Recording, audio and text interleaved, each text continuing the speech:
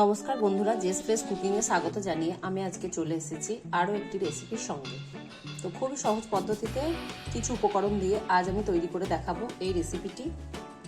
তো রেসিপিটি বানানোর জন্য আমি 2 কাপ ময়দা নিয়েছি। তো ময়দার মধ্যে আমি এই উপকরণগুলো দিয়ে দেবো।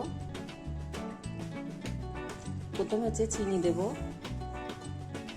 তারপর একটু জিরে দেব, গোটা জিরে, তারপর একটু মৌরি দেব, তারপর অল্প একটু জোয়ান দেব,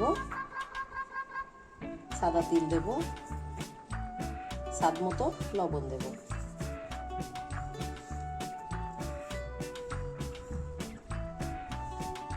তারপর একসঙ্গে ভালো করে আমি এটা মিশিয়ে নেব।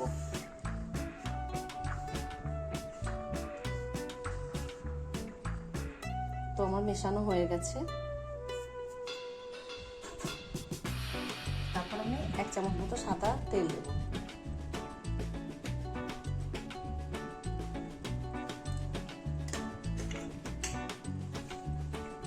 সাদা তেল দিয়ে আবার এটাকে আমি মিশিয়ে নেব। তো আমার মেশানো হয়ে গেছে। তারপর আমি অল্প অল্প গরম জল দেব আর আটাটা মেখে নেব। আমি আলু সিদ্ধ করে নিয়েছি আর একটা ডিম সিদ্ধ করে নিয়েছি। তো আলুটাকে আমি একটা কাঁটা চামচের সাহায্যে এরকম করে ম্যাশ করে নেব।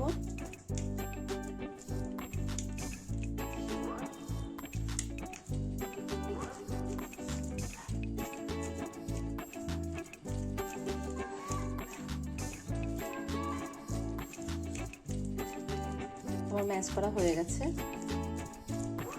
তারপর আমি ডিমটাকে, একটা সিদ্ধ ডিম নিয়েছি, সিদ্ধ ডিমটাকে আমি গ্রেট করে নেব।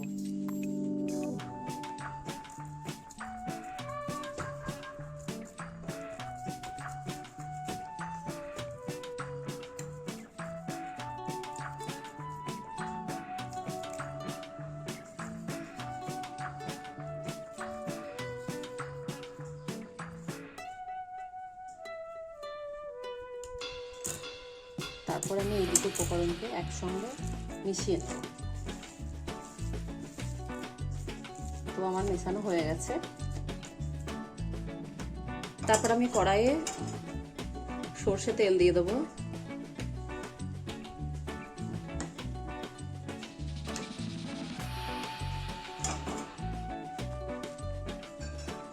তারপর আমি জিরে দেব, গোটা জিরে,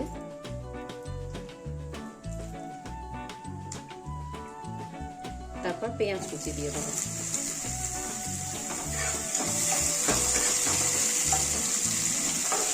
পেঁয়াজটা লাল লাল হয়ে এসেছে। এবার আমি স্বাদ মতো লবণ দেব,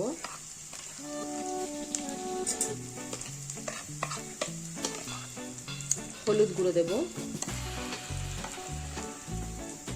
লঙ্কার গুঁড়ো দেব, তারপর কাশ্মীরি লঙ্কার গুঁড়ো দেব, তারপর জিরে ধনে গুঁড়ো দেব।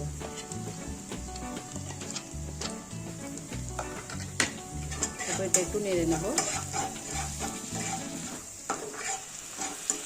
তারপর এর মধ্যে আমি টমেটো কুচি দেব। 1 চামচ মতো সস দেব, টমেটো সস।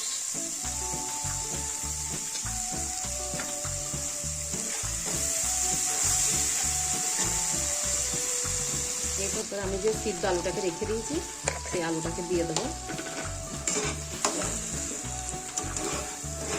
এইভাবে নেড়ে নেব। পুরো একসঙ্গে মিশিয়ে নেব সব উপকরণগুলোকে। আমার মেশানো হয়ে গেছে। আটাটা মেখে আমি কিছুক্ষণের জন্য রেখে দিয়েছিলাম। তো তারপর আমি এরকম গোল গোল করে নিয়েছি। তারপর আমি এটাকে বেলে নেব।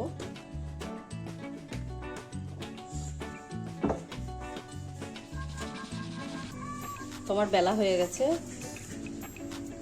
তারপর আমি এই পুরটাকে এই রুটির মধ্যে এরকম ভাবে দিয়ে দেব। পুরো রুটিটার মধ্যে এরকম ভাবে দিয়ে দেব।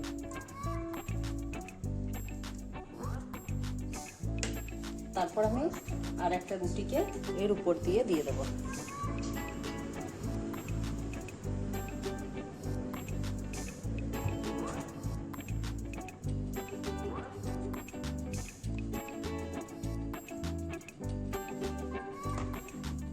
তারপরে আমি ভালো করে এর মুখটা বন্ধ করে দেবো।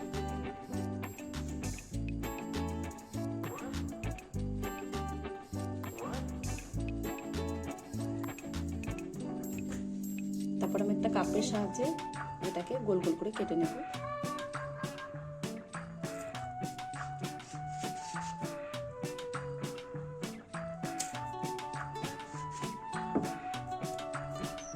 বাকি যে রুটিটা সেটা আমি তুলে নেব এভাবে।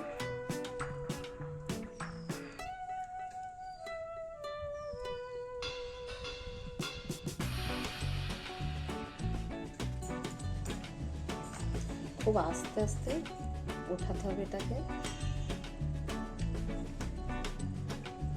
তারপর মুখটা ভালো করে বন্ধ করে দেবো। তারপর একটা কাঁটা চামচের সাহায্যে এরকম সেঁক দেবো।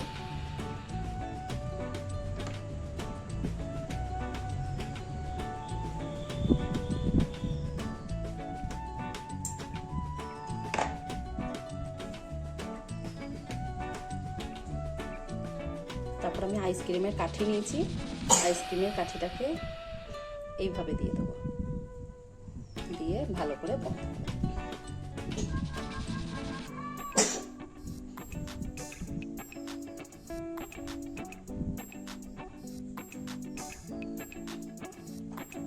তারপর আরো একবার কাঁটা চামচ দিয়ে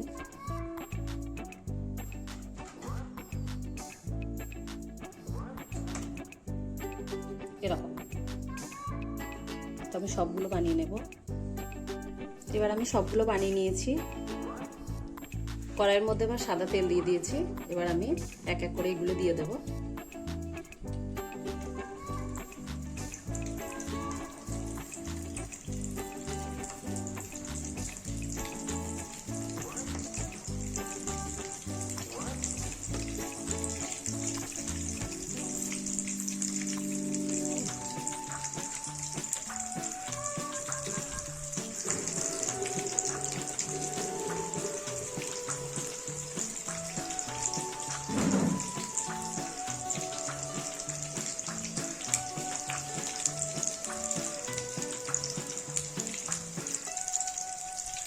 এক পিঠ হয়ে গেলে এবার এক পিঠ এইভাবে ভেজে নেব।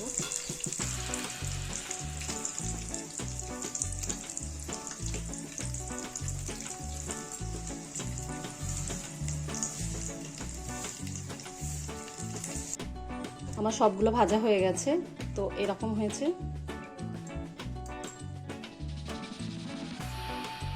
এই দেখেন এরকম হয়েছে।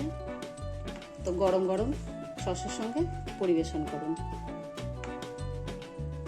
রেসিপিটি ভালো লাগলে লাইক করবেন এবং শেয়ার করবেন, কমেন্ট করবেন। আরও এরকম রেসিপি দেখতে চাইলে বেল আইকনে ক্লিক করে পাশে থাকবেন প্লিজ।